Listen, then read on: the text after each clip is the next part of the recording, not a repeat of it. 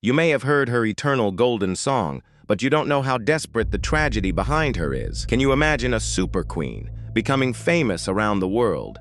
At the moment of death there really only one promissory note left in the bank account. Worse, she died in a hospital bed under police surveillance. He also secretly hid a few small coins. This unfortunate woman is legendary jazz superstar Billie Holiday. She completely rewrote the history of American music. Within 30 years, I have previously held a sold-out concert at a top-tier concert hall, recorded over 200 albums. Even the president is a loyal fan of hers. But just as her life was about to end, she only has a pitiful 70 cents in her account. But that's not even the scariest part. The crueler fact is that 1959, at a charity hospital in Harlem, New York, 44-year-old Billie is lying on a hospital bed, struggling towards death. She lost over 60 pounds. The liver function is also completely depleted. But at this critical moment, there are federal agents standing outside the ward door. Her phone is being ruthlessly monitored. Friends' access is strictly restricted. When she was arrested by the police, she walked towards death. In the past few weeks, she has lost consciousness and almost no life. I handed her a legal document that was prepared a long time ago under pressure. She signed this document. This document represents all the wealth she has earned through 30 years of hard work, including her name, copyright, and song revenue. They all gave it to one person. This man is her husband, Louis McKay, the eyes of everyone who knows the truth. This husband is actually a domestic violence man who often punches and kicks her. But he took away all the inheritance left by Billie. Later, he invested in the production of a biographical film about Billie packaging oneself as a passionate lover in the movie. This makes all friends who know the truth feel disgusted and angry. Billie devoted his life to creating the greatest works in American music history, but in the end, she could only lie in the cold public ward. There are still 70 cents left on the card. He still has 70 yuan of life-saving money hidden on him, because in this world, she can no longer trust the people around her.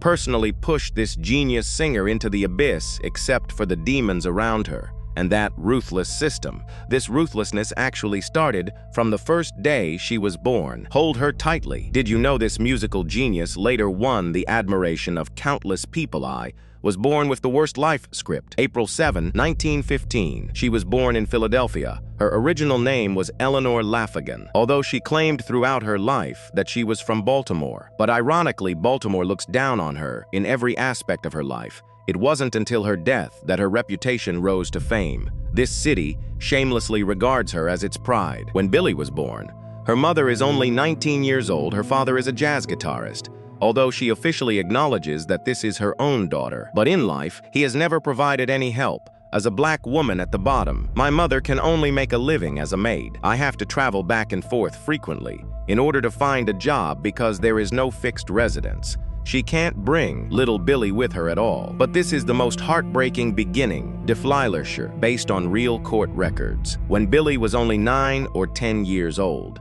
she suffered a terrible attempted sexual assault. You heard me right. As a victim, she did not receive any psychological counseling. The hugs from my family didn't comfort me either. On the contrary, he was imprisoned like a prisoner in the shelter of the church at that time faced with a poor black girl who suffered abuse. The cold social system has no extra goodwill to protect her. I can only choose to lock her up. I can't see her clearly after leaving the shelter. Billie finally returned to his mother's side and moved to New York together. But in order to survive when she was in her teens, she had to do odd jobs at a brothel in Harlem. In that muddy bottom world, she decided to change her name to a new student.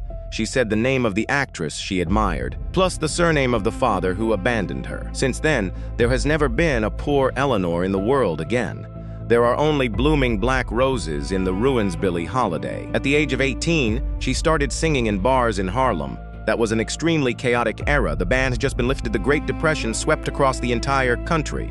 Although Harlem is the center of black culture, but has become a tool for record company owners to earn profits. The bosses behind the scenes made a lot of money from the music of black artists, but at this moment her fate has improved. A 22-year-old wealthy young man walked into this small bar. But down to this small bar, a 22-year-old wealthy young man has a great background. Behind he first heard Billie sing. The whole person was stunned. He said in his later memoirs that feeling is indescribable in words. Billie's singing Sreenam simply miracle, but it's Nisso's a miracle. She never follows a rigid rhythm, but intentionally slowed it down by half a beat. But dancing on the edge of a note turn to whispers to the audience. Hammond immediately introduced her to the music giant at the time. In 1933, they recorded their first album, although there was no immediate fire at the time, but it has already caused a sensation in the music industry, as is well known.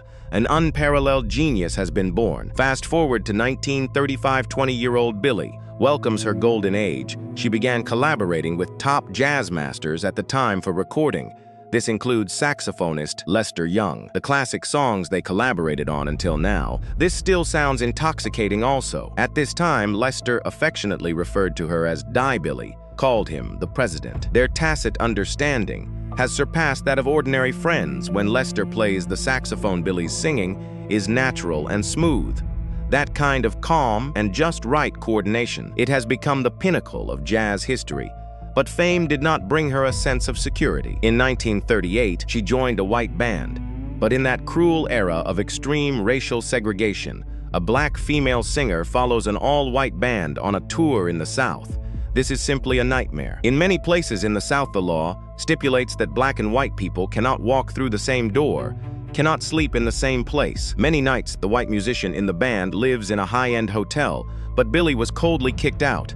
Can only sleep one night in a car or in a slum. What's worse, some performance venues even prohibit her from passing through the main entrance. Once, the hotel manager pointed to her nose and said, "You can't go to the lobby. Garbage transportation must enter through the back door in order to earn hard-earned money to support their family." Billie can only wipe away his tears, enter through the back door, and sing on stage. Who can tolerate days when dignity is trampled upon? Not long after, she angrily left the band because she clearly saw the reality. No matter how great your music is in this pathological environment, they still only treat you as a second-class citizen. This deep-rooted discrimination and suffering, it is slowly devouring her life. But she didn't choose to give up her self-esteem, but it launched the most fierce counterattack with a song. But it cost her an unimaginable price. Can you imagine a song that would make America's most arrogant spy leader see you as a thorn in their side? Before the appearance of this song, she's just a singer. But after this song, she became an enemy of the country. At the beginning of 1939, at a club in Greenwich Village, New York 24-year-old Billie sings a banned song that shocked America Delicious Fruits. This song was actually written by history teacher, the wonderful fruit in the lyrics. It's not even a fruit, but there is a black man's body hanging on a big tree in the South. Every time I perform this song, Billie always sets very strict rules. All services must be stopped offline. All lights in the entire venue must be turned off. Only the pale spotlight shone on her face. I didn't come back after singing this song. No curtain call. She will directly enter the darkness, leave. A dead silence in the audience. Because the risk of this song is too high. The big record company she signed with directly refused to record finally. A small record company released her album under pressure. Although this song was jointly banned by Southern radio station, but it still caused a huge sensation nationwide. You should know this song predates the famous civil rights movement in the United States by 16 years. She used her own singing, voice drive the entire era forward for over a decade. But she didn't know at the time. This song also completely enraged the beasts in the darkness. Harry Anslinger. At that time, he served as the director of the Federal Drug Control Agency. He is a paranoid and has serious discrimination against black people and jazz music. In his eyes, Billie is a target that must be eliminated. Does he really want to crack down on drugs? I still want to get rid of this woman who dares to tell the truth. What's worse? Billie did indeed get stuck in the quagmire of drugs in the later days. Billie did indeed get stuck in a quagmire of drugs in the later days. This gave the agents a perfect excuse. On 1947, federal agents arrested Billie. Spent a long 9 months in prison. He was just released from prison. 2 weeks ago, she held a comeback performance at Carnegie Hall. The tickets were sold out in an instant. The applause on site was thunderous. But just when she thought she could start over, they used her criminal record as an excuse, directly revoked her nightclub performance license. It will never be repaired.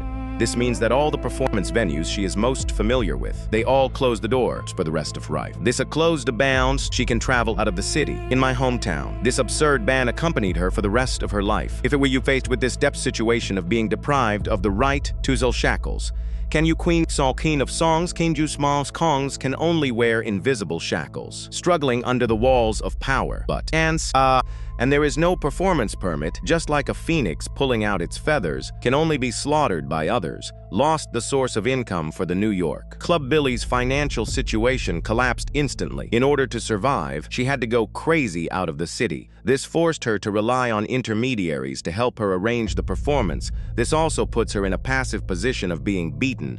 But the situation here is starting to get worse. A man named Louis McKay broke into her life. This person doesn't understand music at all. He's just a local troublemaker in Harlem, making a living through illegal lottery. He has a tall stature, has a hot temper, and a strong tendency towards violence. Billie's musicians witnessed him having a physical altercation with Billie, but in that era, when black women had no status, Billie could only swallow tears and grievances into his stomach. They got married in 1957. This is also the beginning of her nightmare, because McKay has completely gained control over her financial power. Everything must be done through this person's hands. Billie's hard-earned money. Every time it blooms, I beg him like a beggar, McKay. If you're happy, give me some. If you're not happy, you won't score. Even if enduring domestic violence and economic control, Billie still hasn't given up singing. She signed a new record company. I also went on a trip to Europe. In Europe, she regained her long-lost dignity. The audience there respects her as a true artist. At this moment, her voice changed. The voice is getting deeper and deeper. Some people think her throat is broken, but those who truly understand her know. This is the most genuine cry of the soul after enduring torment. But behind these enchanting performances, her life has been shattered. She is rapidly losing weight. She always carries a pillow when she goes out. She always holds the puppy in her arms. That's the only temperature in her icy world. The iconic gardenia flower on her head. Actually, this is to cover up the scars left by domestic violence. She still appears noble and elegant in the photo, but who would have thought that she would have to pay for her husband's face to buy a pack of cigarettes? She wrote an autobiography, and it sold very well, but all the money was taken by McKay at the beginning of 1959. Billie's body has completely collapsed. She was so thin that she lost her figure. Every time I step onto the stage, it feels like I'm burning my life for the last time. In the evening, she finally couldn't resist falling to the ground. The doctor diagnosed her with severe cirrhosis and heart failure. She was sent to the charity ward. She was only 44 years old that year, but there is only a pitiful weight of over 60 pounds left, lying on a hospital bed, almost lifeless. This cold society has no intention of letting her leave. Can you believe it? A music superstar hailed as a god by the world, the most precious property before death. It turns out that $70 secretly stuck to my leg summer of 1959. In a charity ward in Harlem, New York, 44-year-old Billie is waiting for the arrival of death at that time. There were no flowers or blessings around her, only cold iron chains and closely monitored. Federal agents used the discovery of trace amounts of drugs as an excuse. I announced her arrest directly from the hospital bed. They pressed hard on her faint fingerprint. They pressed hard on her faint fingerprint. A woman gifts from friends has been set up at the entrance of the ward. Even gifts from friends visiting must be ruthlessly confiscated. Her phone was monitored. Access to family by the country. What's worse is restricted this woman who devoted her entire life to music. What's worse, in the last few weeks of her confusion, an extremely cold legal document was delivered to her bedside under coercion and temptation. She signed her name. This document includes all of her song copyrights and future income. All of this shifted to her domestic violence husband, Louis McKay. At that time, Billie couldn't understand that document at all, but those greedy people don't care at all. They just want to extract her ultimate value before she dies. July 17, 1959. Billie stopped breathing due to extreme fatigue.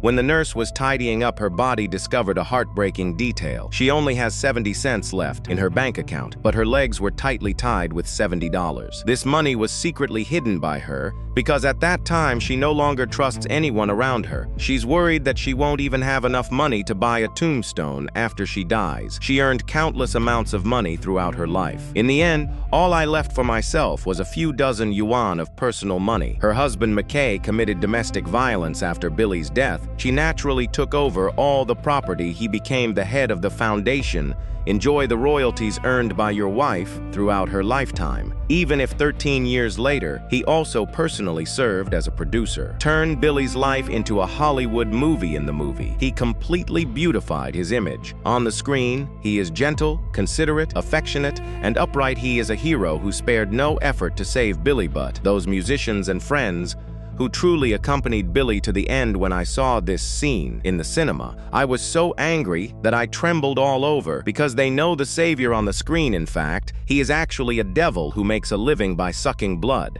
He earned enough money from Billie's pain, but buried the truth forever. Billie's classic songs created astronomical commercial value in the following decades, but this money has nothing to do with Billie anymore, especially the song, God Bless the Child. The lyrics say that the rich will get more people without money, may even breathe incorrectly. This is the accusation she wrote, based on her own tragic experience. But we cannot simply ironic grave for Billie. But we cannot simply attribute Billie's tragedy to encountering a bad person, because before this bad guy appeared, this club has already dug a grave for Billie. At the age of 9, she was violated. The way society handles this matter is to put her in a shelter. In her 20s, she began singing songs that resisted violence.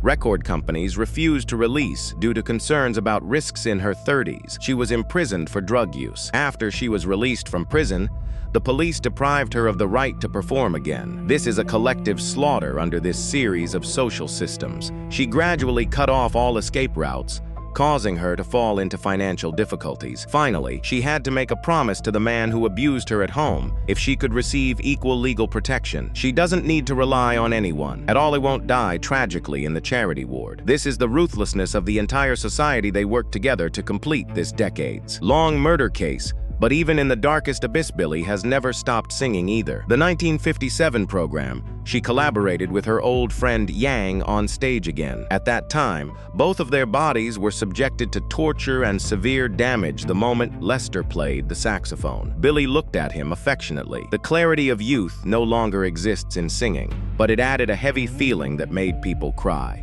This is the echo left in the soul after 20 years of suffering. A few months later, Leicester City passed away. 4 months later, Billie will also leave. They use the last remaining warmth in their lives, leaving behind the greatest scenes in jazz history nowadays.